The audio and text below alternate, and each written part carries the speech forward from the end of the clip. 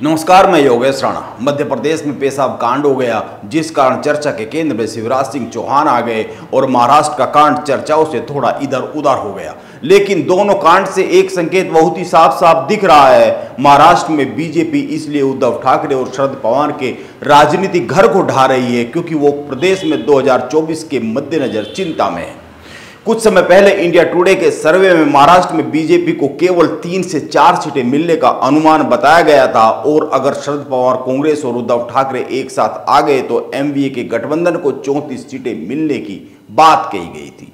इसी कारण पार्टियों को तोड़कर महाराष्ट्र में सत्ता के लिए जरूरी आंकड़े सुनिश्चित करने का अभियान बीजेपी ने चला रखा है। लेकिन कई लोगों का कहना है कि नेता ही तो टूट रहे हैं, नेता ही तो एक घर को छोड़कर दूसरे घर में जा रहे हैं, वोटर तो वहीं पर अपनी जगह पर मौजूद है, खड़ा हुआ है।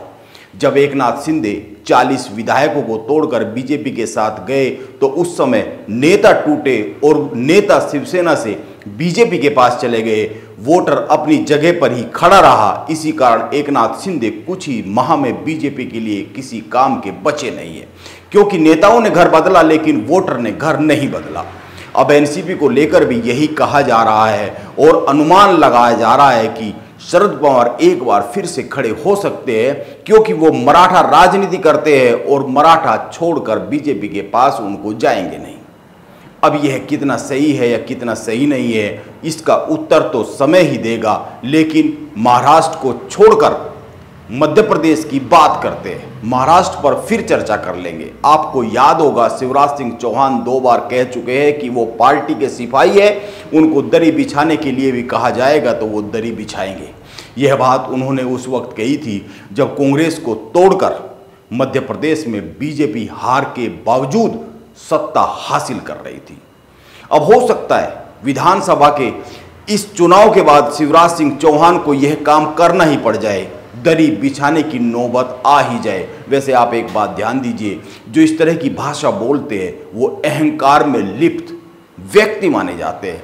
वरना तो साधारण तरीके से नेता कह देता है कि जैसा पार्टी का आदेश होगा वैसा ही काम कर लिया जाएगा, जहां पार्टी लगाएगी वहीं पर काम कर लूंगा। अगर कोई एक लाइन आगे बढ़कर ये कहे कि दरी बिछाने के लिए भी कहोगे तो मैं कर ही लूंगा, इसमें अहंकार का पुट आता है। शिवराज सिंह चौहान बड़े चिंता में है मध्य प्रदेश में। यह बात 2 तरीके से साबित होती है। पहली बात, सर्वे इस बात को प्रमाणित करता है। एबीपी न्यूज और सी वोटर ने हाल ही में जो सर्वे किया था उसमें मध्य प्रदेश की 230 सीटों में से कांग्रेस को 108 से 120 सीटें मिलती हुई दिख रही थी और बीजेपी को 106 से 118 सीटें मिलने का अनुमान लगाया गया था। यानी कि कांग्रेस 2-4 सीटें ज्यादा ही पा रही है, बीजेपी की राह इतनी आसान है नहीं। और अब दूसरी बात, शिवराज सिंह चौहान ने सीधी कांड से पीड़ित आदिवासी युवक दशमत के पैर धोकर माफी मांगी है। उन्होंने दशमत को सुदामा और खुद को कृष्ण बताया है। लेकिन सवाल यह है कि शिवराज सिंह चौहान पैर धोने से क्या चुनावी राह को आसान कर लेंगे? मध्य प्रदेश में 47 सीटें हैं, आदिवासियों के लिए रिजर्व है इन सीटें और इन सीटों पर बीजेपी की हालत बड़ी चिंताजनक है। 2018 के चुनाव में कांग्रेस ने इन 47 में से 31 सीटों पर जीत हासिल की थी, बीजेपी को केवल 16 सीटें ही हासिल हो पाई थी। और इन 47 सीटों के साथ साथ करीब 90 सीटें ऐसी है, जिसमें 47 सीटें भी शामिल कर ले, 90 सीटें ऐसी है जहां पर आदिवासी मतदाता मध्य प्रदेश में निर्णायक भूमिका में रहते हैं। मध्य प्रदेश में 22% मतदाता आदिवासी है, यानी आदिवासी सीटों पर बीजेपी को चिंता है। और यह चिंता विधानसभा की जो चुनाव है उसी में चिंता जाहिर होती है। लोकसभा के चुनाव में तो बीजेपी करीब करीब सारी सीटें हासिल कर लेती है, एक ही सीट पिछली बार हारे थे। और फिर ध्यान में यह दिया जाना चाहिए कि आदिवासी युवक दशमत के साथ जिस प्रवेश शुक्ला ने इस घिनौनी वारदात को अंजाम दिया है उस पर विभिन्न प्रशासनिक कार्रवाइयां हो चुकी है। प्रवेश शुक्ला को गिरफ्तार किया जा चुका है, उसे SC/ST उत्पीड़न निरोधक कानून के साथ साथ राष्ट्रीय सुरक्षा कानून के तहत जेल भेजा जा चुका है। उसके घर के गैरकानूनी तरीके से बने हिस्से को तोड़ दिया गया है, यानी कानून अपना काम कर रहा है। और यह जो शिवराज सिंह चौहान कर रहे हैं वो चुनावी चिंता को दर्शाती हुई एक साफ साफ तस्वीर है। शिवराज सिंह चौहान द्वारा दसमत को सीएम हाउस बुलाकर उनके पैर को धोना और उनके पैरों को धोने के साथ साथ उनको सुदामा बताना, क्या यह चुनावी मजबूरी है? क्योंकि कहा तो यह भी जा रहा है कि जिस वीडियो के बाद यह सब हुआ है वो तो तकरीबन 1 साल पुराना है।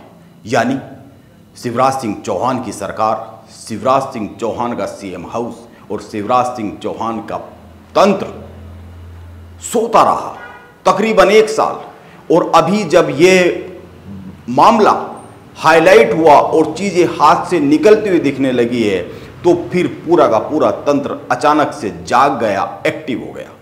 और इसके पीछे एक भय भी साफ साफ दिखता है। आदिवासी वोट को लेकर चिंता साफ साफ दिखती है। अपराध करने के आरोपी पर कानूनी तरीके से कार्रवाई हो ही रही है। यह चुनावी साल है और शिवराज सिंह चौहान की सत्ता चिंता में दिख रही है।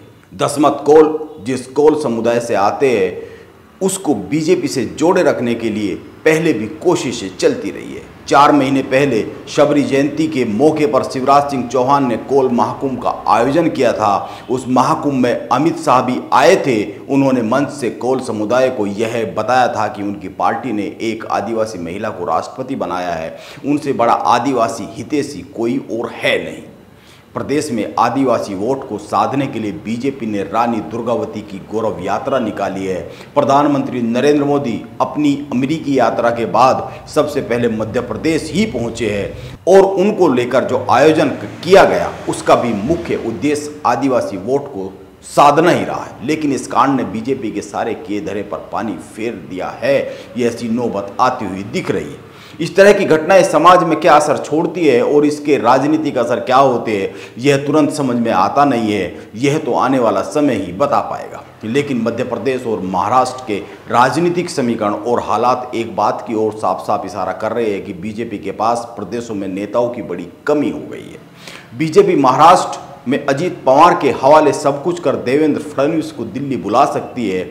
इसी तरीके से मध्य प्रदेश और राजस्थान में भी किया जा सकता है, किए जाने की उम्मीद होनी चाहिए अगर बीजेपी को अपने प्रदेश बचाने हैं तो। क्योंकि ये जो नेता है ये सत्ता के लिए बहुत ही भूखे हो चुके हैं। इनकी जगह पर कुछ कम भूखे नेताओं को भेजना चाहिए, जगह दी जानी चाहिए ताकि सत्ता के साथ साथ संगठन के लिए भी साधना हो सके। लेकिन बीजेपी के पास प्रदेशों में नेता बचे ही कहाँ हैं। उत्तर प्रदेश जैसे कुछ प्रदेशों को छोड़ दे तो बीजेपी को लंबी दूरी के लिए प्रदेशों में नेता तो तैयार करने ही पड़ेंगे, क्षेत्रीय नेता तो तैयार करने ही पड़ेंगे। यह एक सीधी सी तस्वीर है। नमस्कार, मैं योगेश राणा, आप बने रहे मेरे साथ।